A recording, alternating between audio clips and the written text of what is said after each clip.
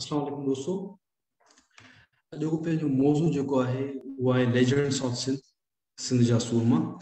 कल्ह बि इन मौज़ू ते पाण कचहरी कई हुई ऐं हीअ जेका प्रेज़ेंटेशन आहे, हीअ जेको लेक्चर आहे उहो हुनजो पार्ट 2 आहे। हाणे अॼु जेके ॿिया सिंध जा जेके सूरमा आहिनि उन्हनि जे हवाले सां पाण कचहरी कंदासीं। हाणे काल जिन्हनि सूरमनि ते या जिन्हनि लेजेंड्स ते पाण ॻाल्हाए चुका आहियूं उन में दोदो सूमरो आहे, मखदूम बिल्लावल आहे, पीर सफ़क़तुल्लाह शाह राशिदी आहे, अलामा आया काज़ी आहे, कॉमरेड हैदर बख्श जतोई आहे ऐं साईं GM सैयद आहे। इन्हनि शख़्सियतनि जे बारे में पाण काल्हो के या सते लेक्चर में ॻाल्हि ॿोल करे चुका आहियूं, कचहरी करे चुका आहियूं। अच्छा, हाणे अॼु जी शख़्सियत ते सभिनि खां पहिरीं पाण ॻाल्हाईंदासीं वो आहे सूफ़ी शाह इनायत या शाह इनायत शहीद झोक वारो। सूफ़ी शाह इनायत is well known as Shah Inayat Shaheed or Shah Inayat of Jhok. He is considered first social reformer of Sindh, and he given slogan of the one who plows has a foremost right on the yield. जेको पाण वटि मशहूर नारो आहे जेको खेड़े सो खाए। He was born in 1655 in Miranpur. He traveled to many places of subcontinent for spiritual guidance.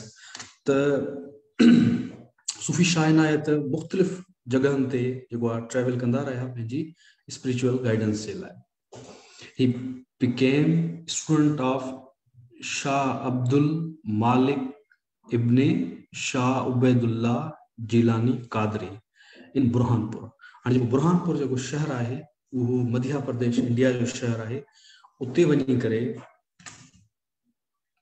यानी कि साईं जिन सूफ़ी शाह इनायत साहब वञी उते ईअं सम्झो त जीअं पाण चवंदा आहियूं शागिर्दी वञी हासिल कई, पंहिंजो उते वञी करे मुर्शिद हथ कई, जंहिंखां रूहानी जेका आहे हिकिड़ी चइजे त रहनुमाई हासिल कयईं। He established a monastery Khanka at Miranpur and distributed his land among the landless peasants.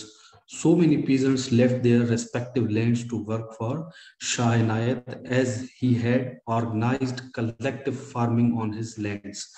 यह उन ज़माने में एक बड़ी ॻाल्हि हुई त सूफ़ी शाह इनायत साहब वटि जेका पंहिंजी ज़मीन हुई उहा मुख़्तलिफ़ हारियुनि में विरहाए करे कलेक्टिव फार्मिंग जो कम स्टार्ट कयो या हिन सिलसिलो शुरू कयो।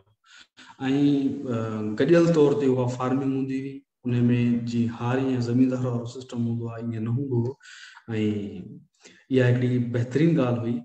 ऐं उन ई ज़माने में सूफ़ी शाह इनायत साहब मुख़्तलिफ़ जेके इलाइक़नि जा हारी हुआ उनखे जेको आहे दावत ॾिनई, उनखे घुराए कुझु ॿियनि माण्हुनि खां ॻाल्हियूं ॿुधी करे उते सूफ़ी शाह इनायत साहब वटि पहुता ऐं उन्हनि ॾिठो त हिते हिकिड़ो बहितरीनु माहौल आहे। सूफ़ी शाह इनायत साहब ऐं ॿिया जेके हारी आहिनि सुठे तरीक़े सां पाण में गॾु रहनि पिया, त उन्हनि खे बि हिकिड़ी ख़्वाहिश पैदा थी त शाह साहब सां गॾु उते जेको आहे कमकार कजे बनी ते, उन्हनि जी बनी ते, ऐं हिकिड़ी कम्यूनिटी तौरु गॾु रहिजे। पोइ जेके बि सूफ़ी शाह इनायत साहब जा जेके फॉलोअर्स हुया, जेके उनजा पोइल हुया, जेके साईं मां मुतासिर हुया, उन जोग शरीफ़ में उनजी बसगिरदाई में साईं सां गॾु रहण लॻा। सूफ़ी इनायत Shah, the landlords and orthodox mullahs then aligned against him and complained to Mughal governor Azam Khan, governor of Thatta Sarkar, that Shah Inayat was trying to overthrow the government. उसे पासे जे मुल्लनि खे ऐं उसे पासे जे ज़मींदारनि खे जॾहिं इहा ख़बर पई त सूफ़ी शाह इनायत साहब अहिड़े क़िस्म जो कमु पियो करे ऐं सभिनि खे चए पियो त जेको खेड़ो सो खाए, त उन्हनि मुल्लनि खे ऐं उन्हनि ज़मींदारनि खे वॾेरनि खे अची करे तकलीफ़ थी। ॾिठो हाणे हीअ जेकॾहिं सिलसिलो शुरू थियो, ॿिया माण्हू हिन जे कढ लॻा, हिन जे पोयां लॻा, त हीअ असांजे लाइ वॾो मसइलो थियो। छो सदियुनि खां जेके जागिरूं संभाले वेठा हुआ या मुला जेके मदरसनि जी मस्जिदनि ते कब्ज़ो पियो वेठा हुआ, उन्हनि ॾिठो जेकॾहिं हीअ सूफ़ी बुज़ुर्ग माण्हुनि खे ईअं गाइड थो करे त उन्हनि जी जेका हुकुमरानी आहे उन ते हिकिड़े क़िस्म जो धकु लॻंदो या उन्हनि खे नुक़सानु थींदो। त उन्हनि उन खे कंटेन करण जे लाइ जो ठटे जी सरकार हुई उन ज़माने जी, उन में जो मुग़ल हुक्मरान हुआ, आज़म खान उन गवर्नर हुयो, उन वही शिकायत दिनी इन पीर साहब के रोकियो, सूफ़ी शाह इनायत के रोकियो, न त इहो न सिर्फ असांजे लाइ मसला पैदा कंदो, सुभाणे तव्हांजी गवर्नमेंट बि लोॾे में ईंदी। सूफ़ी शाह इनायत rising influence among his followers in the area of lower Sindh, Thatta Sarkar ji ki chovido, caused much discontent in Mian Yar Mohammad Kalodo. Sindh was divided in 3 parts of that time: Bakhar Sarkar, Sewan Sarkar and Thatta Sarkar. अच्छा, मियां जो यार मोहम्मद कलोड़ो हुयो, कलोड़न जो ये समझो त शुरुआती ज़मानो हुननि जी गवर्नमेंट जो, उन ज़माने में सिर्फ उत्तर सिंध ते विचोले सिंध जे कुछ इलाइक़नि ते हिननि जी हुकूमत हुई। सिंध उन ज़माने में 3 हिस्सनि में विरहाए गई। बखर जो जेको इलाइक़ो हुयो उन में कलोड़नि जी हुकमरानी हुई, सेवण वारे इलाइक़े ते कलोड़नि जी हुकमरानी हुई। जेको लोअर सिंध आहे, लाड़ आहे, ठटे में उन जो जेको आहे सम्झो कैपिटल हूंदो, उन ते वरी मुग़ल गवर्नर वेहंदा। सो उन्हनि खे उत्तर सिंध वारनि खे ऐं विचोले सिंध वारनि खे जॾहिं ख़बरूं पहुतियूं सूफ़ी शाह इनायत साहब अहिड़ो नारो हयो आहे, इलाही सारा माण्हू हज़ारनि जी तादाद में उनजे पोयां लॻल आहिनि, त हुननि खे बि जी ख़तरो थियो, छाकाणि उन्हनि जे ज़हन में पंहिंजी प्लानिंग हुई। हू पाण लोअर सिंध ते पंहिंजी गवर्नमेंट क़ाइमु करणु पिया चाहिनि। हुन ॾिठो त जेकॾहिं सभु सिंधी जेके माण्हू आहिनि उहे हिन जे कॾ हूंदा, असांजे कॾ केरु लॻे कोन थो, त पोइ हुननि खे पंहिंजी हुकमरानी क़ाइमु करण में मुश्किल थींदी। सो हुननि बि सूफ़ी शाह इनायत साहब खे मुंहुं ॾियण जे लाइ या उन सां मुहारो अटकाइण जे लाइ मुग़लनि सां वञी करे हथ मिलायो। Kalhodo, the first ruler of Kalhoda dynasty, strove to consolidate his power across Sindh, but found the social movement of Sufi Shah Inayat a hurdle in realizing his ambition. ये मुताबिक गाल बुधाई तो उन्हें के सूफी शाह इनायत जी का तहरीक हुई, उन्हें जो उथारियल आवाज़ हो हारनि जे लाइ, गरीब माण्हुनि जे लाइ हिकिड़ो रंडक जे तौर ते लॻो। उन्हनि ॾिठो जेकॾहिं ईअं थियो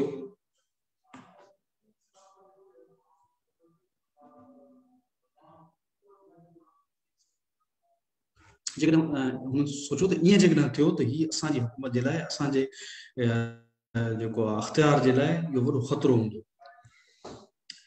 अच्छा, हाणे हिननि पाण में जेके वॾेरा हुया, मुल्ला हुया ऐं उन ज़माने जा जेके हुक्मरान हुया, उन्हनि पाण में गॾिजी करे हिकिड़ो गठजोड़ जोड़े हिकिड़ो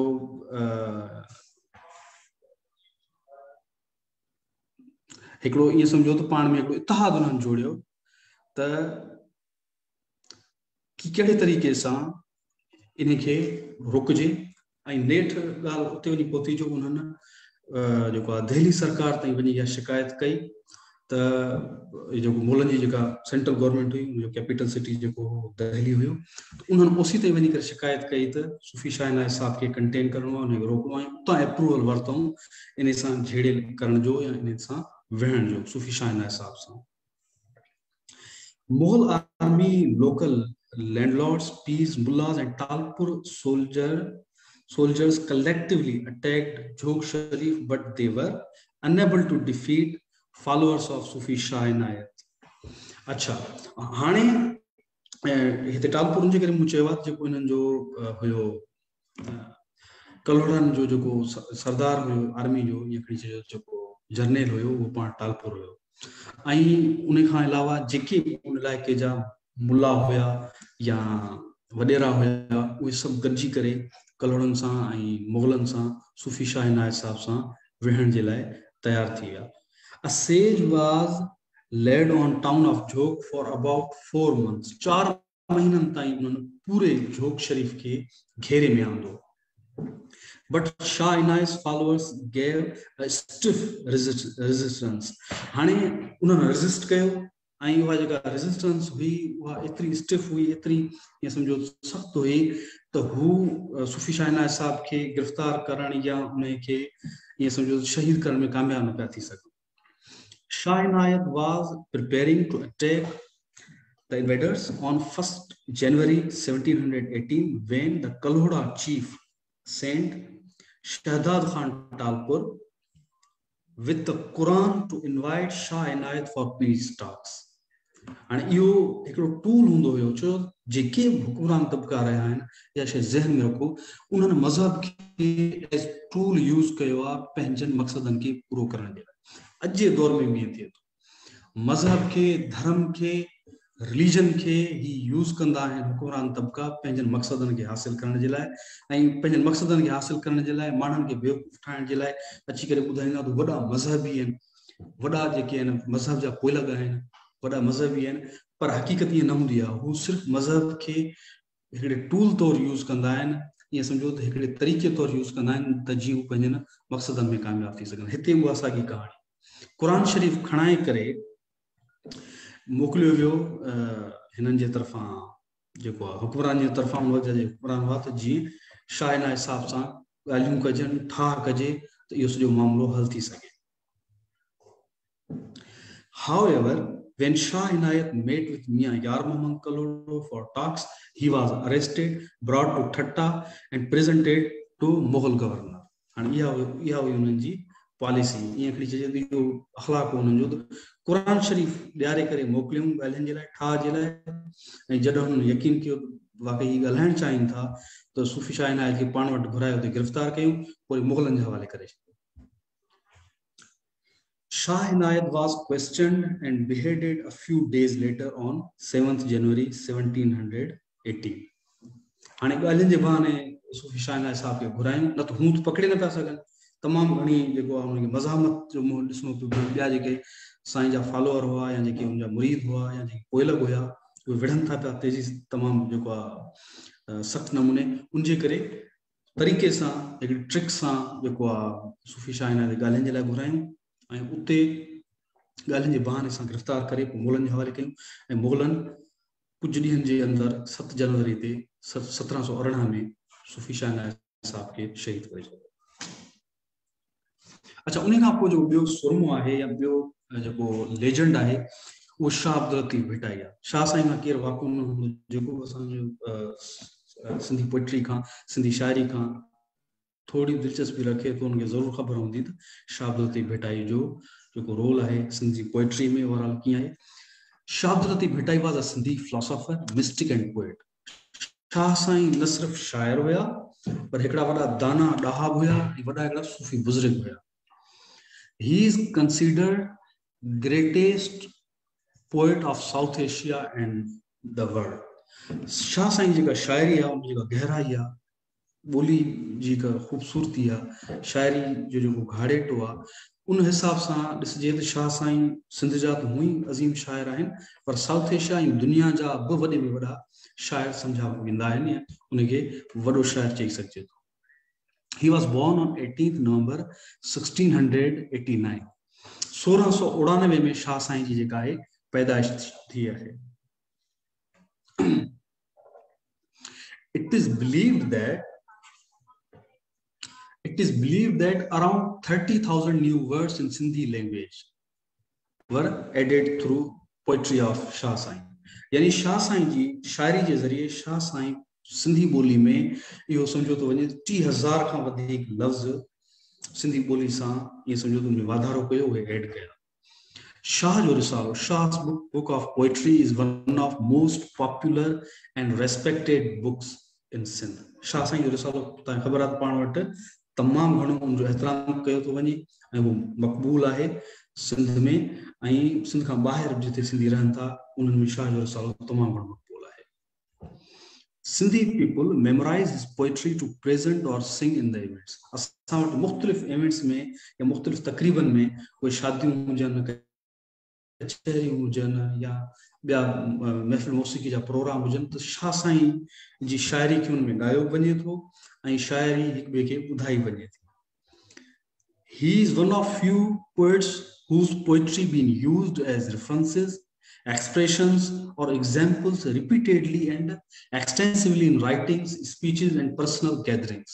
तमाम चंद शाइर हूंदा आहिनि जिन्हनि जी शाइरी खे पंहिंजे दिल जे इज़हार जे लाइ, पंहिंजे दिल जे ये सम्झो त फीलिंग्स जे इज़हार जे लाइ मुख़्तलिफ़ जॻहनि ते यूज़ कबो आहे। मिसाल तौर स्पीचिस में, राइटिंग्स में, या जेके ज़ाती कचहरियूं हूंदियूं आहिनि उन कचहरियुनि में शाह साईं खे थ्रू आउट सिंध अञा ताईं वॾे पैमाने ते शाह साईं जी शाइरी खे, उन्हनि जे शेरनि खे, बैतनि खे मुख़्तलिफ़ जायुनि ते इस्तेमालु कयो वेंदो आहे। राइटिंग्स में जेको माण्हू आर्टिकल लिखंदो, को बुक लिखंदो या स्पीचिस कंदा आहिनि, जेके बि सिंधी दोस्त असांजा, उहे जेको जिथे बि कंदो हुजे उहो शाह साईं जी शाइरी खे रेफरेंस तौर पे यूज़ कंदो आहे ऐं उनजे दिलि में जेका फीलिंग हूंदी आहे उनखे इज़हारण जे लाइ, उनजे इज़हार जे लाइ पिणु शाह साईं जे बैतनि जो इस्तेमालु कंदो आहे।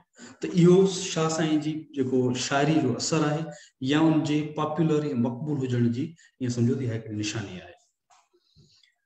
He has used women characters as heroines in his poetry, which is unique. अॻिमें शाह साईं खां अॻिमें मुख़्तलिफ़ शाइर मुख़्तलिफ़ जेके कैरेक्टर्स आहिनि वुमेन जा उन्हनि ते लिखंदा रहिया आहिनि, पर शाह साईं उनखे हिकिड़े अलॻि पर्सपेक्टिव खां पेश कयो आहे। शाह साईं जा जेके कैरेक्टर्स आहिनि, वुमेन कैरेक्टर्स आहिनि, उहे सिर्फ़ु के कहाणी जो हिसो न आहिनि, किसे जो हिसो न आहिनि, बल्कि उहे सूरमियूं आहिनि। उहे कैरेक्टर्स ईअं सम्झो त उन्हनि खे उन्हनि जी ब्रेवरी खे, उन्हनि जी वफ़ादारी खे, उन्हनि जी ॾाहप खे हिकिड़े एग्ज़ाम्पल तौर पेश कयो वियो आहे साईं जी शाइरी में। त इहो हिकिड़ो यूनिक मिसाल आहे जेको तव्हांखे ॿिए कंहिंजी शाइरी में कोन मिलंदो। He has been source of inspiration for thousands of Sufi poets, modern poets, writers and scholars. साईं जी शाइरी, शाह साहब जी शाइरी कई सूफ़ी पोइट्स जे लाइ, स्कॉलर्स जे लाइ, जेके मौजूदा शाइर आहिनि उन्हनि जे लाइ, लेखकनि जे लाइ, ॾाहनि जे लाइ इंस्पायरेशन रही आहे। उन मां इंस्पायर थींदा रहिया आहिनि अञा वधीक सोचण जे लाइ, अञा वधीक फलोरण जे लाइ। त शाह साईं जी जेका शाइरी आहे उहा माण्हुनि खे इंस्पायर कंदी रही आहे। He died on 1 January 1752. Shah साईं जी जेका वफ़ात थी आहे उहा 1 जनवरी 1752 ते थी आहे। सो हूं त शाह साईं जो सॼो रिसालो जेको आहे तमामु ख़ूबसूरत आहे। जिथां को बैत खणो तव्हांखे वणंदो, हिकिड़ो मूं इन में ऐड कयो आहे बैत, उहो आउं हिते पढ़णु चाहींदुसि।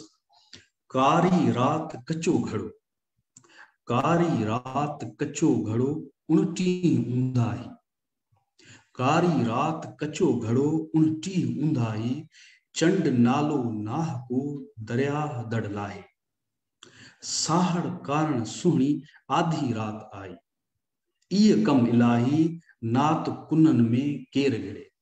यानी वो जेको सुहणी जे अंदर में जेका मोहब्बत हुई उहा ईअं सम्झो त ख़ुदा जे तरफ़ां उहा विधल मोहब्बत हुई, न त केर कुनन में, केर तकलीफ़नि में केर थो घुरे।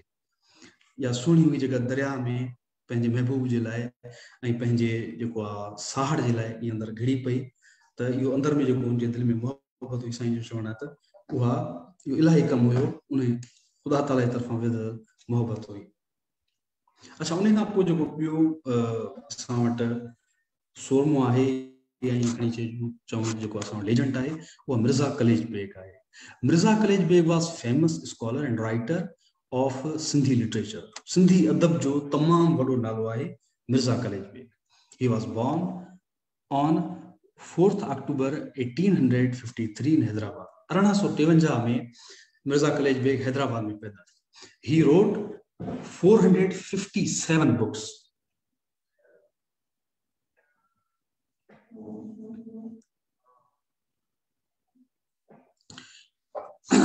He wrote 457 books in 43 disciplines, including chemistry, physics, biology, zoology, plant sciences, Sindhi literature, and anthropology, and in over 8 languages. यानी कि 8 ॿोलियुनि में उहे असां किताब लिखिया, including Sindhi, Persian, Arabic, English, while he knew 25 languages as a whole. इहो चयो थो वञे त मिर्ज़ा कलेज बेग साहब 8 ॿोलियुनि में लिखंदा हुआ, उन खां अलावा 25 ॿोलियूं ॼाणंदा हुआ। इहो हिकिड़ो वॾो तादाद आहे त साईं जिन ॿोलियुनि जा वॾा माहिर हुआ मिर्ज़ा कलेज बेग साहब। He was one of few writers who started to write stories and novels in Sindhi literature. Mirza college Beg Sahib उन्हनि शुरूआती लेखकनि मां हुआ जिन्हनि कहाणियुनि ते ऐं नावलनि ते कमु शुरू कयो। अॻु में सिंधी में नावल तव्हांखे कोन मिलंदो हूंदो या कहाणियुनि ते एतिरो कमु कोन थियल हुयो। मिर्ज़ा कलेज बेग साहब जेको हुयो उहो शुरूआती उन्हनि राइटर्स मां हुयो जिन्हनि नावल जी जेका सिन्फ़ आहे, कहाणी जी सिन्फ़ आहे, उन ते कमु कयो ऐं सिंधी लिटरेचर में उनखे मुतारिफ़ करायो। His writings and books had been source of inspiration and learning for Sindhi writers and researchers. ज़ाहिर है शुरुआत में शइ अचे तो मिर्ज़ा साहब जी का शख्सियत आहे उहा सभिनी जे लाइ सोर्स ऑफ इंस्पायरेशन तो हुई ही सही ऐं उन खां अलावा उहा ॿियनि माण्हुनि जे लाइ ॿियनि राइटर्स जे लाइ ईअं सम्झो त उहा रहनुमाई तौर बि उनके चई सघिजे थो त मिर्ज़ा साहब जेका शख्सियत आहे या उन्हनि जूं लिखणियूं ॿियनि जे लाइ रहनुमाई साबित थी उन जे लाइ गाइडेंस साबित थी उन मां सिखी करे ॿिया राइटर्स अॻिते लिखंदा हुआ पंहिंजनि सिन्फ़नि ते. He died on 3rd July 1929. Mirza साहब जेका वफ़ात थी आहे उहा 3 जुलाई 1929 ते थी आहे. उमर बिन दाऊद पोटो. Umar bin Daud Potto was famous scholar, researcher, historian and linguistic. हाणे उमर बिन दाऊद पोटो आहे पाण वॾो दाना हुयो, आलिम हुयो, तारीख़दान हुयो ऐं ॿोलियुनि जो माहिर हुयो.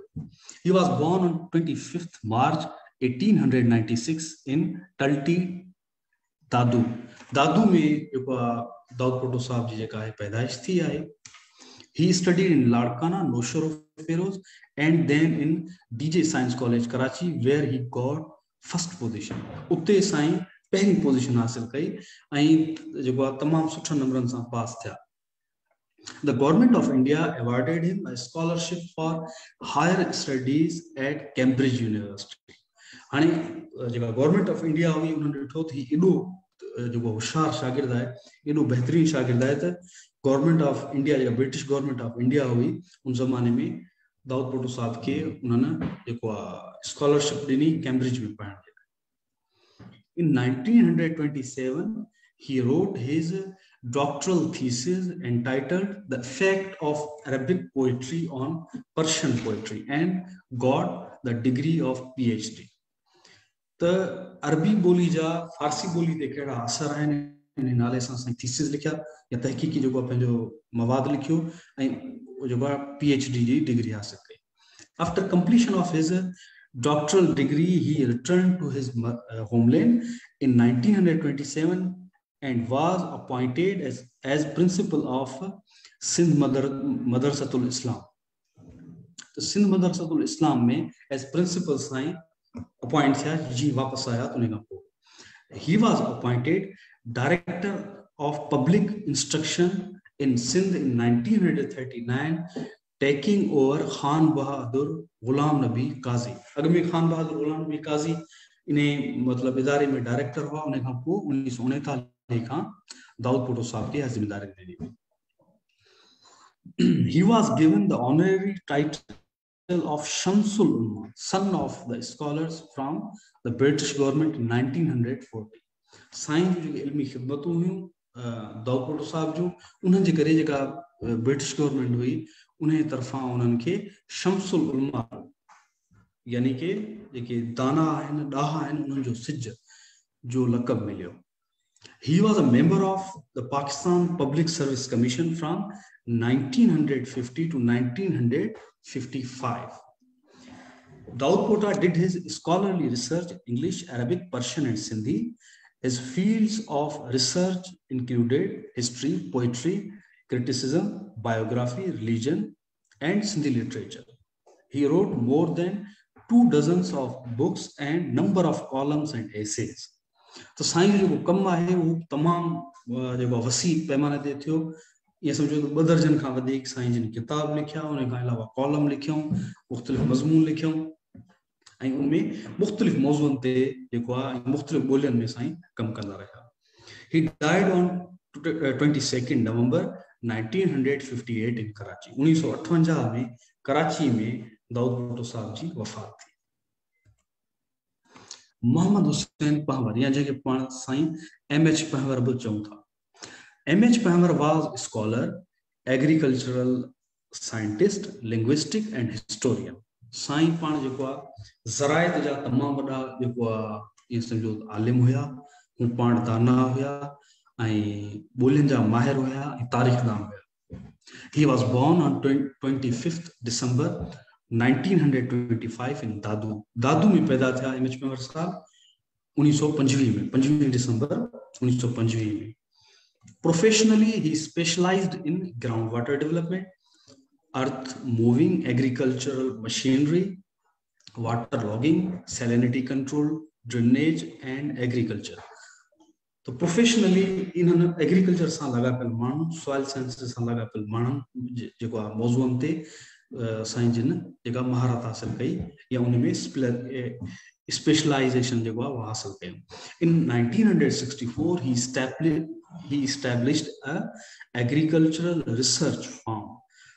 उन वक्त में 1964 में ज़रायत ते हिकिड़ो तहकीकी फार्म हो, तो एग्रीकल्चर फार्म ही हुयो, पर तहकीकी मक़सदनि जे लाइ उहो फार्म क़ाइमु कयूं। For introducing new fruit crops suiting climate of Sindh in 1985 and has developed many new varieties of fruit crops which include 17 of mango and 6 of lychee and many others। सिर्फ 17 अंब जूं जेके नयूं जिन्सूं सां मुतारिफ़ करायूं पंहिंजी तहकीक जे ज़रिए ऐं पंहिंजे तहकीकी कम जे ज़रिए। He was author of 36 books on culture, post harvest of fruit crops, many of them are not printed yet। अने साईं जो काफ़ी सारा किताब छपियल आहिनि, पर काफ़ी सारा किताब अहिड़ा बि आहिनि जेके अञा अणछपियल आहिनि। He had published more than 500 pages on various aspects of Sindh। 10 more books on Sindh are ready for press। यह शइ चई थी वञे साईं जा 10 खां वधीक किताब आहिनि जेके सिंध जे मुख़्तलिफ़ ज़ावियनि सां जेके लिखियल आहिनि, उनमें तारीख़ ते बि हूंदा, ॿोली ते बि हूंदा, उहे साईं जा किताब अञा अणछपियल आहिनि। His personal library has more than 50,000 non-fictional books, almost equally divided on Sindh, horticulture, engineering, and environments। Mr. M.H. Muhammad died on 21st April 2007 in Latifabad, Hyderabad। साईं वट जो मवाद मौजूद हुयो या हाणे वरी उनजे ज़ाहिरा औलाद वटि जेको उहो मवाद लाइब्रेरी में मौजूद हूंदो, उनमें 50,000 खां वधीक बुक्स आहिनि जेके नॉन फिक्शनल आहिनि। माना उनमें फिक्शन जा बुक न आहिनि, नावल या कहाणियूं न आहिनि, पर उनमें तहकीकी किताब हूंदा, तारीख़ जा किताब हूंदा, इहे सारो मवाद मौजूद आहे। ऐं उनखां अलावा जेको साईं जी डेथ थी आहे उहा 21 अप्रैल 2007 में लतीफ़ाबाद हैदराबाद थी आहे। उन खां पोइ जेका शख्सियत आहे जिते पाण ॻाल्हायूं था उहो आहे Zulfikar Ali Bhutto. Zulfikar Ali Bhutto was a Pakistani politician from Larkana, Sindh। He was born on 5th January 1928 in Gadi Khudabaksh, रतोदेरो, Larkana. ऐं जेको साईं जो वालिद हुयो, ज़ुल्फ़िकार अली भुट्टो साहब जो वालिद हुयो, वो सर शाहनवाज़ भुट्टो हुयो। वो पाण बि हिकिड़ो मशहूर पॉलिटिशियन हुयो ऐं सिंध जी बम्बई खां आज़ादी वारी जदोजहद में सर शाहनवाज़ भुट्टो जो हिकिड़ो रोल रहियो आहे। He served as the 9th Prime Minister of Pakistan from 1973 to 1977 and prior to that, ऐं उनखां अॻु में 4th President of Pakistan from 1971 to 1973। He was also the founder of Pakistan People's Party and served as its chairman until his execution in 1979। हाणे हूं तो political जो career आहे भुट्टे साहब जो वो तो काफ़ी अरसे अॻु खां शुरू थिए थो, पर एज प्राइम मिनिस्टर 1973 खां 1977 ताईं पाकिस्तान खे सर्व कयूं ऐं प्रेसिडेंट तौर 1971 खां 1973 ताईं पाकिस्तान के सर्व करना रहा। He studied at Cathedral and John Kennan School, Bombay।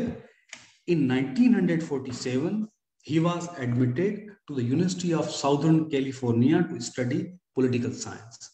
1947 में कैलिफोर्निया जी यूनिवर्सिटी में जो पॉलिटिकल साइंस पढ़ने के लिए उते दाखिल थिया। In 1949, Bhutto transferred to University of California, Berkeley, where he earned BA honors degree in political science in 1950।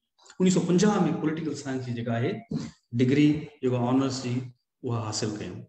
In June 1950, Bhutto traveled to United Kingdom to study law at Christ Church, Oxford, and received and LLB, followed by LLM degree in law and MSc honors degree in political science. तो education में भुट्टे साहब जो base है एकड़ी जे तमाम मजबूत हो ऐं political science में MSc कई उन खां अलावा LLB LLM कया.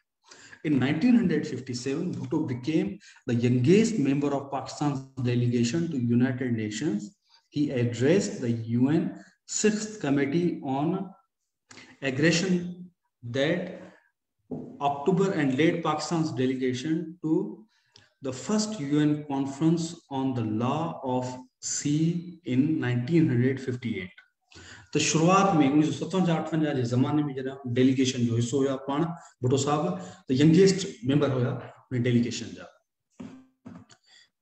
He had been working as minister in various ministries in late 50s and 60s, and he also worked as foreign minister of Pakistan from 1963 to 1966 during the government of General Ayub Khan.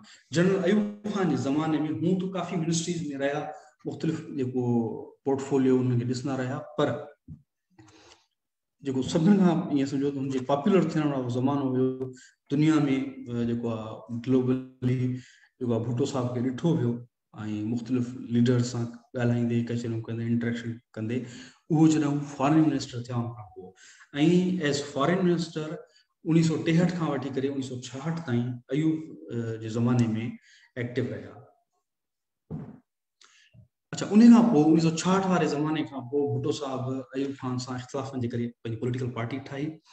Bhutto founded the PPP in 1960 and contested general elections in 1970. 1970 वाली जगह election हुई उन्हें हिस्सो वरितो ऐं 3 सालनि जे अंदर इहो एतिरो बेस ठाहे विया त तमामु वॾे पैमाने ते सीटूं खटे आए. While the Awami Muslim League won a majority of seats, the PPP won seats in West Pakistan. The two parties were unable to agree on a new constitution, in particular the issue of 6-point movement, which many in West Pakistan saw as a way to break up the country. This confrontation led to division of Pakistan. And ये एक turning point है पाकिस्तान की history जो जंहिंमें जो waste Pakistan ऐं east Pakistan हिक ॿिए जे बिल्कुलु आम्हूं साम्हूं थी विया. 1971 वारी जगह 1970 वारी जगह इहा इलेक्शन हुई, इन में ओवरऑल अवामी लीग वधीक सीटूं खटे आई पीपल्स पार्टी खां, पर हिते सेंटर में वेस्ट पाकिस्तान में जेका इस्टेब्लिशमेंट हुई उहा पावर में न पई अचण ॾिए कंहिंखे अवामी लीग खे. त ज़ाहिर आहे ऐं भुट्टो साहब उन वक़्त में गॾु बीठल हो इस्टेब्लिशमेंट सां ऐं हिन जे विच में अवामी लीग जे विच में भुट्टे साहब जे विच में ॻाल्हियूं हलंदड़ हुयूं, पर उहो कंहिं नतीजे ते न पहुची सघियूं. ऐं ईस्ट पाकिस्तान में हिकिड़ी जेको आहे बग़ावत शुरू थी वई. बग़ावत खे दॿाइण जे लाइ फोर्स जो इस्तेमालु थियो ऐं फोर्स जे इस्तेमाल जे नतीजे में तमामु वॾी हिकिड़ी जंग लॻी ऐं उन में इंडिया बंगालियुनि जे तरफ़ां जेको आहे उते विढ़ियो ऐं उनमें लखनि जी तादाद में जेके बंगाली शहरी हुआ बंगाली हुआ उहे मारिया विया ऐं हिकिड़ो वॾो क़त्लेआम थियो ऐं हिकिड़ो ईअं खणी चइजे त हिकिड़ो इंसानी सान्हे हो उहा जेका जंग हुई ऐं उन जंग जे नतीजे में ईस्ट पाकिस्तान पाकिस्तान खां अलॻि थी करे बांग्लादेश थी वियो. पर तारीख़ी तौर ते इहो चई सघिजे थो भुट्टो साहब इन सॼे मामले में इस्टेब्लिशमेंट सां उन दौर में गॾु बीठो रहियो. इहा हिकिड़ी तारीख़ी हक़ीक़त आहे.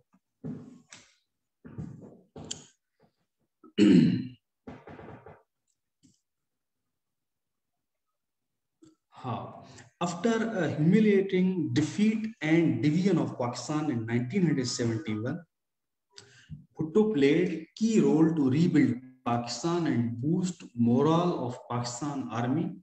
By July 1972, Bhutto recovered 43,600 prisoners of war and 5,000 square miles of Indian-held territory after signing the Shimla Agreement. And 1971 वाली जंग में हिकिड़ी तमाम वॾी शिकस्त आई पाकिस्तान के, वेस्ट पाकिस्तान के, ऐं उनमें ज़ाहिर आर्मी मोरल डाउन हो तमामु घणो ऐं भुट्टो साहब उन मोरल के बूस्ट करण जे लाइ पाकिस्तान के रीबिल्ड करण जे लाइ तमामु अहम रोल प्ले कयो, वाइटल रोल प्ले कयो, बुनियादी किरदार अदा कयो। ऐं भुट्टो साहब ई हुयो जंहिं हज़ारनि जी तादाद में जेके फाथल हुया फौजी, जेके वार जा प्रिज़नर्स हुया, वार प्रिज़नर्स हुया, उन्हनि खे आज़ाद करायो। 1000 स्क्वायर किलोमीटर जो एरिया इंडिया जे कब्ज़े में हुयो, उहो आज़ाद कराई थ्रू शिमला एग्रीमेंट। ऐं इहो ई उहो दौर हुयो जिन दौर में भुट्टो साहब इन्हनि कामयाबियुनि जे करे हिकिड़ो जेको आहे पावरफुल लीडर तौर पाकिस्तान में साम्हूं आयो। His foreign policy paved way to create understanding among leaders of Muslim world, and Pakistan hosted second Islamic summit in 1974 at Lahore. न सिर्फ इंटरनली तमाम मजबूत हुयो, पर इंटरनेशनल स्टेज ते भुट्टो साहब हिकिड़े मजबूत ऐं हिकिड़े एक्टिव लीडर तौर साम्हूं आयो। ऐं इंटरनेशनल जेका इस्लामिक समिट हुई मुसलमान मुल्कनि जी, उन में एक्टिव हुयो पहिरीं में। ऐं ॿी जेका समिट थी उहा लाहौर में भुट्टो साहब पाण होस्ट कई, जंहिंमें दुनिया जे काफ़ी सारनि मुस्लिम जेके मुल्कनि जा जेके लीडर हुया उहे आया। ऐं मुसलमान मुल्कनि जे विच में या उन्हनि जे लीडर्स जे विच में अंडरस्टैंडिंग पैदा करणु, ख़ासि तौर ते अरब दुनिया जे लीडर्स जे विच में अंडरस्टैंडिंग पैदा करण में भुट्टो साहब अहम रोल प्ले कयो। He is credited for development of 1973's constitution, which officially sketched Pakistan's structure as federal republic. 1973 जे आइन खां अॻु में पाकिस्तान जो को बेहतर आइन हो ई कोन। ये समझो तो बगैर आइन जी मुल्क पे हलियो, ऐं फेडरल रिपब्लिक वारो जेको ढांचो ऐं स्ट्रक्चर हूंदो आहे उहो त हो ई कोन रियासत जो। तो भुट्टो साहब 1973 में हिकिड़ो गॾियल यानी कि राज़पे सां हिकिड़ो आइन आंदो, ऐं इहो उनखे क्रेडिट वञे थो। हालांकि उन ते ॻाल्हाए सघे थो, उनमें इलाही सारियूं शयूं अहिड़ियूं हुयूं जिन्हनि अॻिते हली करे जेको आहे फेडरल लेवल ते सिंध जे शहर खे नुक़सानु पहुचायो ऐं ॿिनि सूबनि जे शहर्स खे नुक़सानु पहुचायो। ऐं जा कंकरेंट लिस्ट हुई उहा वॾे ज़माने ताईं 18वीं आइनी तरमीम जे वक़्त ताईं उहा ख़तमु न थी सघे। सो इहो विच में जेको ज़मानो हुयो उनमें जेके प्रोविंसिस हुया उन्हनि जो शेयर जेको आहे फेडरल गवर्नमेंट खाईंदी रही। पर बहरहाल हिकु आइन आणणु ऐं गॾियल राज़पे सां हिकिड़ो आइन आणणु हिकिड़ो वॾो कारनामो हुयो। He was criticized by USA and West because he initiated nuclear program in Pakistan. जॾहिं इंडिया जे मुक़ाबले में पाकिस्तान न्यूक्लियर प्रोग्राम शुरू कयो तो उनजो ईअं खणी चइजे त मौजूद या उनजो स्टार्ट करण वारो भुट्टो साहब पाण हो। ऐं भुट्टो साहब जो सख़्त इन हवाले सां मौक़ुफ़ हुयो। वेस्ट जे तरफ़ां या अमेरिका जे तरफ़ां उनखे थ्रेट्स ईंदा रहिया, पर उन थ्रेट्स खे जेको आहे न कयो, वेट न ॾिनो, ऐं चई त इहो जेको प्रोग्राम आहे उहो हलंदो रहंदो। ऐं नतीजतन आख़िर में जेको कोप थियो या ईअं खणी चइजे त गवर्नमेंट तां उनखे हटाए वियो, उनमें हिकिड़ो कंट्रीब्यूटिंग फैक्टर इहो बि चई सघिजे थो त वेस्ट ऐं ख़ासि तौर ते अमेरिका भुट्टो साहब खां इन प्रोग्राम जे करे ख़ुशि न हो। On July 5th 1977 Bhutto was deposed in a military coup by his appointed army chief Ziaul Haq, and then he was executed by Supreme Court of Pakistan on 4th April 1979 on the basis of a weak case of murder conspiracy. हाणे इहो जेको किस्सो आहे त 5 जुलाई 1977 ते हिकिड़ो अहिड़ो journal जेको पाण अपॉइंट कयो हुयो, उन्हें अची करे भुट्टो साहब जी गवर्नमेंट जो तख़्तो ऊंधो कयो। ज़ाहिर सिर्फ़ ज़ियाउल हक़ न हूंदो, ॿिया बि जर्नल उन सां गॾु हूंदा जिन्हनि गॾिजी करे इहो कमु कयो। ऐं उनजे पोयां आलमी ताक़त जो बि थी सघे थो, छाकाणि त उहे ख़ुशि कोन हुया भुट्टो साहब मां। इहो ई उहो ज़मानो हुयो जॾहिं उन्हनि पॉलिसी चेंज करे सोवियत यूनियन खे कंटेन करणु पिए चाहियो इन में अफ़गानिस्तान में। ऐं शायदि भुट्टो साहब जे हाथ एतिरो आसान न थिया हिननि जे लाइ, जीअं पोइ जे ज़ियाउल हक़ जे ज़माने में हिननि आसानी सां मज़े सां उनखे कंटेन कयो। ऐं एॾी वॾी जेका मूवमेंट हुई मुजाहिदीन वारी, उहा थ्रू पाकिस्तान उन हलराई, सऊदी अरब ऐं अमेरिका गॾिजी करे हलाई। शायदि भुट्टो साहब जे हाथ एतिरो आसानी सां उहा मूवमेंट न हलाए सघनि हा। ऐं ज़ुल्फ़िकार अली भुट्टो उन्हनि जे अॻियां शायदि रंड खे दीवार तौर साम्हूं अचे। सो उनजे करे इहे उहे इवेंट्स आहिनि जेके हिक ॿिए सां गॾियल आहिनि। इन मां तव्हां अंदाज़ो लॻाए सघो था त भुट्टो साहब जो जेको जी गवर्नमेंट जो वञणु या उनजो शहीद थियणु, इहे शयूं हिक ॿिए सां जुड़ियल आहिनि, पाण में ॻंढियल आहिनि। Muhammad Ibrahim Joyo. Muhammad Ibrahim Joyo was a famous teacher, scholar, researcher, and writer. He was born on 13th August 1915 in village Abad near Lucky, Dadu. Here to Dadu, Lucky or Janshore Zilimia, Unzamane Meyo, Dadu. He got education from Lucky and Son. He then passed his matriculation from Sindh Madrasatul Islam in 1934. In 1938, Joyo passed BA from DJ College, Karachi. He went to Bombay for TP education. He was appointed as teacher in Sindh Madrasatul Islam in 1941. And यो जो ज़मानो हुयो उन दौर में हिकिड़ो teacher थियण हिकिड़ी वॾी ॻाल्हि हुई ऐं पढ़ण वॾी ॻाल्हि हुई। जेको मोहम्मद इब्राहिम जोई साहब जो जेको बैकग्राउंड आहे एॾो को अमीर न हुया, उन बावजूद मुख़्तलिफ़ जायुनि ते पढ़िया, ग्रेजुएट थिया ऐं जेको सिंध मदरसे में जेको आहे टीचर अपॉइंट थिया, इहा वॾी ॻाल्हि हुई। His book Save Sindh and Save Continent presented a different but rational solution in subcontinent to free states, countries of South Asia as these were occupied by British government. हाँ ही context समझना जरूरी है। साईं इब्राहिम जो है 40s में 1940s में पाकिस्तान ठहण, इंडिया ठहण का अग में एक बुक लिखियो Save Sindh and Save Continent। हाँ इहो जो context हो यो समझना जरूरी है। उन दौर में या उन अग में सिर्फ ब धाराऊं हुयो। हिकड़न जो इहो चवण हुयो इंडिया टुटे न, हिकड़ो अलग मुल्क तौर आजाद थे। ऐं मुस्लिम लीग जो इहो चवण हुयो त न असां जेके इंडिया में रहंदड़ मुसलमान आहिनि, सब कॉन्टिनेंट में रहंदड़ जेके मुसलमान आहिनि, उन्हनि खे अलग मुल्क ठाहे ॾिजे। पर जोई साहब हिकड़ो थर्ड सॉल्यूशन पेश कयो, उहो इहो त साईं जो चवण इहो किताब में त इंडिया तारीखी तौर ते एक अलग मुल्क रहियो ही ना है। इंडिया या सब कॉन्टिनेंट आजाद रियासतन जो हिकड़ो ये खणी चइजे त हिकड़ो गुलदस्तो रहियो है, जंहिंमें मुख़्तलिफ़ जेके आजाद रियासतूं या मुख़्तलिफ़ मुल्क रहिया आहिनि। ही सिर्फ़ उन्हनि ज़माननि में हिकड़ो गॾियल हिंदुस्तान रहियो आहे जॾहिं ॿाहिरियनि अची करे कब्ज़ो कयो हुजे ऐं उन्हनि पंहिंजी इंतज़ामी सहूलियत जे लाइ सभिनी रियासतनि खे गॾाए करे हिकिड़े मुल्क तौर हलाइण जी कोशिश कई हुजे।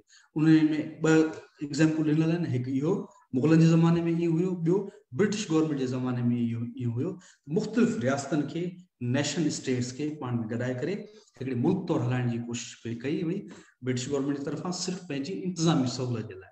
न त तारीख़ी तौर ते हिते तारीख़ी क़ौमी वतन रहिया आहिनि ऐं उन्हनि खे उन्हनि सूरतनि में आज़ाद थियणु घुरिजे जहिड़ी सूरत में ब्रिटिश गवर्नमेंट इन्हनि ते कब्ज़ो कयो हुयो। साईं जो मौक़िफ़ इहो हुयो।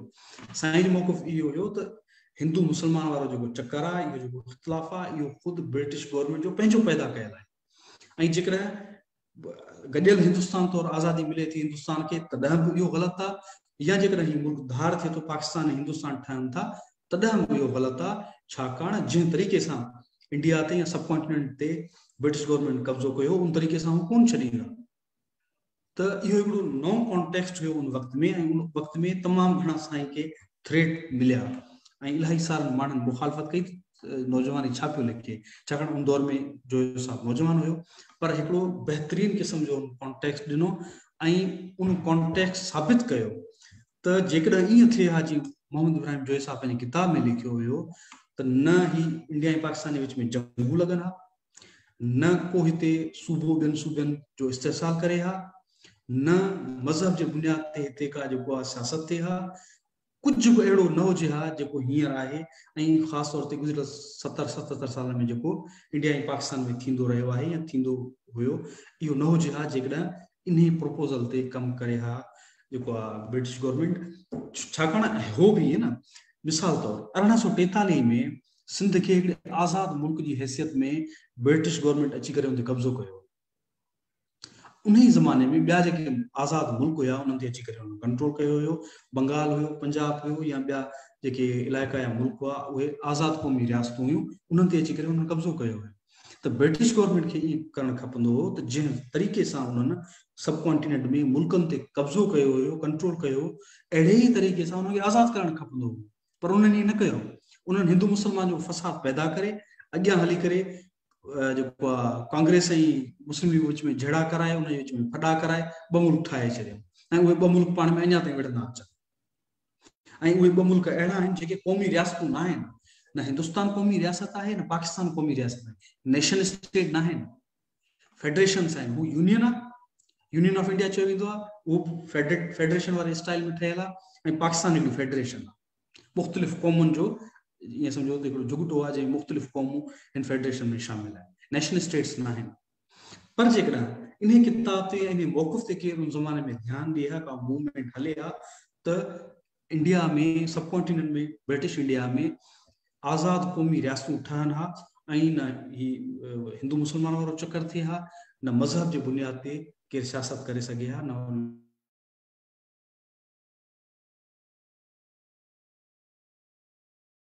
मौक़ो मिले। Secretary of Sindhi Adbi Board in 1951. In 1961, Joyo retired from his job. Again, he was offered the same job a number of times. He was Secretary of Sindhi Adbi Board till 1973. He was also involved with Sindh Textbook Board and served as chairman of the Sindhi Adbi Board. So he साईं career उनजा ही पासा आहिनि त मुख़्तलिफ़ वक़्तनि में सिंधी अदबी board सां लाॻापियल रहिया ऐं उन जे लाइ जेको आहे कमु कंदा रहिया ऐं उन खां अलावा जेको सिंध टेक्स्ट बुक बोर्ड आहे उन जे लाइ कमु कंदा रहिया ऐं अदबी बोर्ड जा चेयरमैन बि रहिया। Joyo has translated and written a number of books. He had many translations of famous European books to his credit. He has been writing on Sindh and for Sindhi people for 70 years. 70 सालन जो साईं जो career आहे, बल्कि उनखां वधीक उनमें साईं सिंध जे लाइ, सिंधी माण्हुनि जे लाइ, उन्हनि जे हक़नि जे लाइ लिखंदा रहिया ऐं सिंधी ॿोली ते लिखंदा रहिया। He was died on 9th November 2017. 102 सालनि जी ॼमार में जोयो साहब जेको आहे वफ़ात करे विया 2017 में। रसूल बख्श पली जो हाणे जेकॾहिं सिंध में प्रोग्रेसिव पॉलिटिक्स जी ॻाल्हि कजे, उनमें पलीअ साहब जो नालो अचणु इंतहाई ज़रूरी आहे। रसूल बख्श पली जो was Pakistani leftist, Marxist leader, scholar and writer. He was a leading human rights lawyer and the leader and founder of Awami Tehreek. He was born on 20th January 1930 in Jhumshai, Thatta. Thatte में जो palaeo साहब पैदा थिया 20 जनवरी 1930 में। He received his early education at his village and the secondary education at Sindh Madrasatul Islam in Karachi. Palijo did his law graduation from Sindh Law College, Karachi. He was one of the leading founders of Awami National Party, Sindh Mutahida Mahaz, Sindh Qaumi Ittihad, Bazme Sufia Sindh, Poonam, Sindh Adbi Sangat, MRD, Anti-One Unit Movement, and ॿियूं इलाही सारियूं तहरीकूं जेके हलंदियूं रहियूं या जेके political जेके groups ठहंदा रहिया, इत्तेहाद ठहंदा रहिया, पलीजो साहब उन्हनि में एक्टिव रहंदो हुयो ऐं पलीज साहब जो जेको रोल हुयो उन्हनि तहरीकनि में हिकिड़े एक्टिव पॉलिटिकल लीडर वारो हुयो ऐं गाइड वारो हूंदो हुयो, छाकाणि हिकिड़ा सीनियर अॻवान रहिया। ही फाउंडेड अवामी तहरीक, सिंधियाणी तहरीक, एंटी ग्रेटर थल कैनाल तहरीक, कालाबाग डैम एक्शन कमेटी। हाँ पली साहब के क्रेडिट से जेका हिकिड़ी शइ वञे थी, हूं इलाही सारियूं शयूं पली साहब की लाइफ में आहिनि। उनमें औरतुनि जी जेका पार्टिसिपेशन आहे पॉलिटिक्स में, उनखे इंश्योर करण में पली साहब जो वॾो रोल हो। सिंध में मुख़्तलिफ़ जायुनि ते जेको आहे औरतुनि खे पॉलिटिकली एक्टिव करण जे लाइ, उनजी कैपेसिटी बिल्डिंग जे लाइ पली साहब पाण पतोड़ींदा रहंदा हुया ऐं उनजे लाइ मुख़्तलिफ़ फोरम्स ठाहींदा रहंदा हुआ।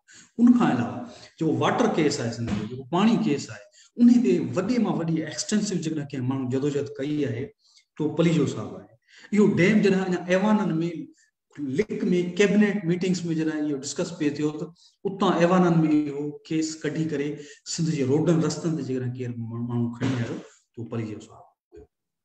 He played a role of political institution for youth and women, particularly for their capacity building and guidance. Palijo साहब हिकिड़ो इदारो हुयो पंहिंजी शख्सियत, हज़ारनि जी तादाद में नौजवान ऐं जेके न्याणियूं औरतूं हूंदियूं हुयूं, पलीजो साहब खां उन्हनि जेको आहे सिखियो। उहे पोइ बाद में मुख़्तलिफ़ जायुनि ते वञी करे कमु कंदा हुआ ऐं मुख़्तलिफ़ जायुनि ते वञी करे उहे रोल प्ले कंदा हुआ, भले करे उहे अवामी तहरीक में हुजनि या न हुजनि, ॿाहिरी पार्टियुनि में वञी करे कमु कनि या किथे उस्ताद तौरु कमु कनि या ॿिए कंहिं इदारे में कमु कनि, पर उन्हनि जी जेका बुनियादी कैपेसिटी बिल्डिंग पलियो साहब जे तरफ़ां थींदी हुई ऐं अहिड़ा हज़ारे नौजवान सिंध में पलियो साहब तैयार कया। He was author of more than 40 books on numerous subjects ranging from literature to politics, prison diaries, culture and poetry. He died on 7th June 2018. हाणे जेको आहे पलियो साहब जा जेके लेख आहिनि ऐं जेके उनजो राइटिंग्स आहिनि या बुक्स आहिनि, ऐं हिकिड़ो ज़मानो हुयो मुख़्तलिफ़ नालनि सां पलियो साहब लिखंदो रहंदो हुयो, छो त मार्शल लॉ जे ज़माने में उनखां अॻु में पोइ हिकिड़ी पॉलिटिकल कंफ्रंटेशन मुख़्तलिफ़ पार्टी सां हूंदी हुई। उहो नाला कोन थो खणणु चाहियां, पर इहो चयो थो वञे हाणे वधीक जेके अवामी तहरीक जा दोस्त ॿुधाए सघनि था त पलियो साहब मुख़्तलिफ़ नालनि सां बि बुक्स ऐं आर्टिकल्स लिखंदो रहंदो हो, ऐं उन दौर जो ट्रेंड हूंदो मुख़्तलिफ़ पॉलिटिकल लीडर्स ऐं राइटर्स मुख़्तलिफ़ नालनि सां लिखंदा रहंदा हुआ। त जेकॾहिं ईअं जोड़िजे त वॾो मवाद आहे जेको पलियो साहब जे नाले सां आहे, ऐं CPCS हिकिड़ो इदारो आहे, जामिया ॾियो उनखे लीड कंदो आहे। उन मवाद खे या उन आर्टिकल्स खे, उन राइटिंग्स खे सहेड़ण जी कोशिशि कई आहे, ऐं उनजा 2 टे वॉल्यूम्स छपियल आहिनि पलियो साहब जी जेके राइटिंग्स आहिनि, उनजा लेख आहिनि उन्हनि जा। He died on 7th June 2018. 2018 में 7 जून ते पलियो साहब जेको आहे वफ़ात करे विया, उनजी डेथ थी। उन खां पोइ Sheikh Ayaz. Sheikh Ayaz was famous Sindhi poet, writer and scholar. He was born on 2nd March 1923 in Shikarpur, Sindh. His poetry was considered a voice of resistance and voice of Sindh's rights in 60s and 70s. खैर हूँ बाद में poetry के पढ़ियो पियो 80s and 90s में, पर जेको 60 ऐं 70 जो जेको ॾहाको हुयो, ख़ासि तौर ते जेको ॾहाको हुयो 1 यूनिट जे ख़िलाफ़, उनमें जेको मूवमेंट हली पे, उन ज़माने में शेख अयाज़ जी जेका शाइरी हुई 60-70 जे ॾहाके में तमामु घणी पॉपुलर थी। बाद में मुख़्तलिफ़ ॻाइणनि अची करे, मुख़्तलिफ़ सिंगर्स अची करे उनखे ॻायो बि सही, सरमद सिंधी जी मिसाल आहे 80s में 90s में, पर 60 ऐं 70 जे ॾहाके में ईअं चइजे त जेको शाइरी ख़ुदि जेको शेख अयाज़ साहब पाण कई पे, जेके किताब उन दौर में जेके छपिया पे, इहो अरूज हुयो उन ज़माने में शेख अयाज़ जी शाइरी जो। ऐं उन खां पोइ 70s खां पोइ शेख अयाज़ जी शख़्सियत आहे उहा थोरी कंट्रोवर्शियल थी वई, उन ते मुख़्तलिफ़ नक़ादनि अची करे लिखियो, ऐं उहा शाइरी बि उन लेवल जी बाद में न छपी सघी शेख अयाज़ जी, जेका 60s 70s में छपजंदी हुई। त इहे 2 जेके ॾहाका आहिनि, इहे शेख अयाज़ जी शाइरी जे हवाले सां मनसूब करे सघनि था। His literary career spanned almost 6 decades and covered a wide range of poetry and prose forms, ranging from traditional baith, vai, nazm, azad nazm and ghazal to plays in verse. He wrote short stories, operas, essays, poetry, diaries and autobiography, and translation of Shah Jo Risalo in Urdu. He also wrote poetry in Urdu, which is spread to 2 books, Boygul, Nalaidil and Neelkant or Neem Ke Patte. His translations of Shah Jo Risalo from Sindhi to Urdu language established him as an authority in his domain. हाणे जेको शेख अयाज़ जो कमु आहे उहो शाइरी ते हुई आहे, उन खां अलावा नसर में जेको आहे लिखियो आहे शेख अयाज़, ऐं जेको तर्जुमो आहे लतीफ़ साईं जी शाइरी जेको शेख अयाज़ उर्दू में कयो, उहो तमामु घणो मशहूरु थियो, पॉपुलर थियो, उनखे तमामु घणी पज़ीराई मिली। More than 30 books of Sheikh Ayaz poetry were published. 30 खां वधीक सिर्फ़ ख़ालिस शाइरी या किताब जेके आहिनि शेख अयाज़ जा छपिया विया। He died on 28th December 1997.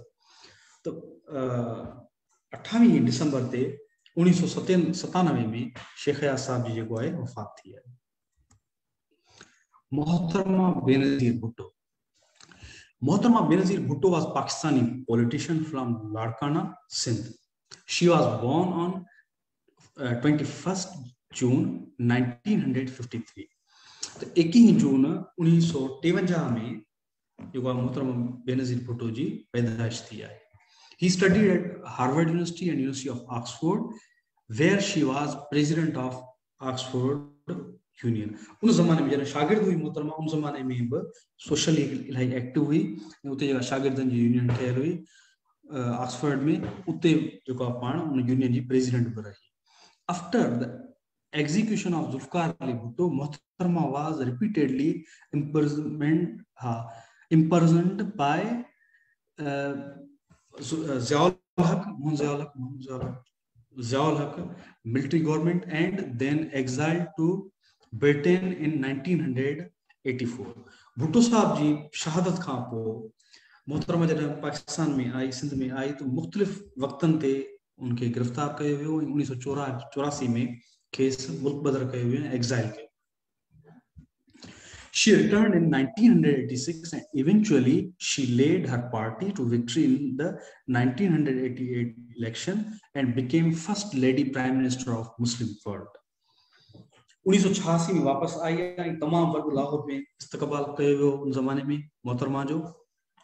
ऐं 1988 जेका इलेक्शन आहे उहा खटे करे आई ऐं जेको आहे इस्लामी दुनिया जी पहिरीं औरत वज़ीर आज़म तौरु जेको आहे हुन हलफ़ खयो. She was not liked by conservative and extremist people in Pakistan. Her government was dismissed by Ghulam Ishaq Khan in 1990. हाणे ही जेके ज़िया जी जेके पैदावार चइजे या जेका ज़िया जी वाक़िया चइजे, उन्हनि खे मोहतरमा जी शख़्सियत न वणंदी हुई. हू न चाहींदा हुआ त हिकिड़ी औरत ऐं उहा पीपुल्स पार्टी जी हुजे, उहा हिकिड़ी सिंधी औरत अची करे हिननि खे लीड करे, हिननि जी गवर्नमेंट ते अची करे वेहे ऐं प्राइम मिनिस्टर हुजे, उन्हनि खे कतई इहा शइ क़बूल न हुई. सो उनजे करे नेठि 1990 में मुख़्तलिफ़ बहाना ठाहे इल्ज़ाम हणी करे संदन गवर्नमेंट जेका आहे मोहतरमा जी उन्हनि डिसमिस कई ऐं उहा डिसमिस करायूं गुलाम इसाक़ खान जे through. Intelligence services rigged that year's election to ensure a victory for the Conservative Islamic Democratic Alliance (IGI), at which Bhutto became a leader of the opposition. हाणे 1990 में पूरी जेका इलेक्शन थी उनमें हिकिड़ो वॾो मुंहिंजो IGI जो हिकिड़ो कंजर्वेटिव हिकिड़ो उन्होंने इतिहाद ठारायो. उनमें मज़हबी जमायतूं नवाज शरीफ ॿिया जेके ग्रुप में शामिल करे मोहतरमा जे ॾाढो आंदो इलेक्शन में रिगिंग जे ज़रिए उनखे खटराए करे IGI खे ऐं गवर्नमेंट ॾियारियूं ऐं मोहतरमा उन गवर्नमेंट में एज अपोजिशन लीडर तौरु साम्हूं आई. After the IGI government of Prime Minister Nawaz Sharif was also dismissed on corruption charges, Bhutto led the PPP to victory in the 1993 elections. आखिर में हुन साल जो साॻियो IGI सां जो कमु कयो उन्हनि, तो उन सां जॾहिं नवाज शरीफ न पे ठहियो इस्टेब्लिशमेंट सां, तो उन जी गवर्नमेंट वई. पोइ वरी 1993 जी जेका इलेक्शन थी उनमें PPP खटे आई ऐं पोइ ॿियो दफ़ो मोहतरमा वज़ीर आज़म तौरु साम्हूं आई. Her government was dismissed again in November 1996. Then she lost 1997's election, and in 1998 she went into self-exile. हाणे ही जेको ज़मानो आहे 1996 जो, इन में मीर साहब जी शहादत थी आहे. मीर साहब खे शहीद कयो वियो ऐं मीर साहब जी शहादत जो बहानो करे ऐं ॿिया बहाना करे मोहतरमा जी गवर्नमेंट खे बि जेको आहे 1996 में ख़तमु कयो. ऐं 1997 जेका इलेक्शन थी उनमें पीपुल्स पार्टी न खटे सघी ऐं 1998 में मोहतरमा जेको आहे जलावतन थी करे दुबई हली वियो. उन खां पोइ ॿियनि मुख़्तलिफ़ मुल्कनि में पाण रहंदी रही, जंहिंमें UK बि शामिल आहे, अमेरिका बि शामिल आहे. She returned to Pakistan in 2007 and was going to contest in elections of 2008. 2007 में जॾहिं मोहतरमा वापसि आई आहे मुल्क में, त संदो इरादो हुयो त 2008 जी इलेक्शन में हिसो वठिजे ऐं उन इलेक्शन खां ई अॻु में मोहतरमा खे रावल पहिरीं कराची में अटैक कयूं.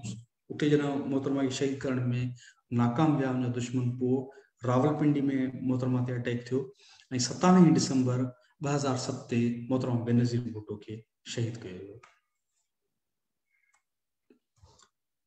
अब्दुल सत्तार ईदी हाणे सिर्फ़ ईअं न सोचो त जेके राइटर या पॉलिटिशियंस हूंदा आहिनि सिर्फ़ु उहे ई जेके आहिनि लेजेंड्स हूंदा आहिनि, पर असां वटि उहे माण्हू जेके सोशली या ह्यूमैनिटेरियन बेसिस ते जेके कमु कनि उहे बि लेजेंड्स हूंदा आहिनि। उन्हनि पंहिंजे कम जे ज़रिए हज़ारे लखे माण्हुनि खे फ़ाइदो ॾिनो। उन्हनि माण्हुनि में असां वटि अब्दुल सत्तार ईदी साहब जहिड़ो ॿियो को माण्हू ई न आहे। अब्दुल सत्तार ईदी साहब पंहिंजे रोल जे ज़रिए, पंहिंजे कैरेक्टर जे ज़रिए ऐं पंहिंजे इंसानी जज़्बे जे ज़रिए हज़ारे लखे माण्हुनि खे फ़ाइदो पहुचायो। अब्दुल सत्तार ईदी वाज़ renowned social activist and humanitarian figure, तमाम बड़ो इंसान दोस्त ऐं समाजी भलाई लाइ कम कंदड़ माण्हू हुयो अब्दुल सत्तार ईदी साहब। He was born on 28th February 1922 in present day Gujarat.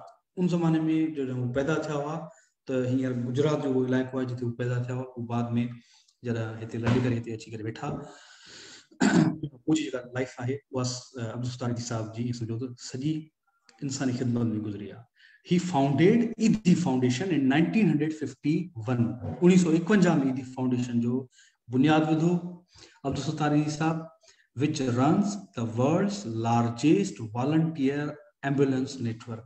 दुनिया जो वॾे में वॾो रज़ाकाराना जेको एम्बुलेंस जो नेटवर्क आहे उहो ईदी फाउंडेशन जो। इहो तव्हांखे किथे सवाल पुछी सघे थो, दुनिया जो वॾे में वॾो जेको वॉलंटियर नेटवर्क आहे एम्बुलेंसिस जो उहो किथे आहे?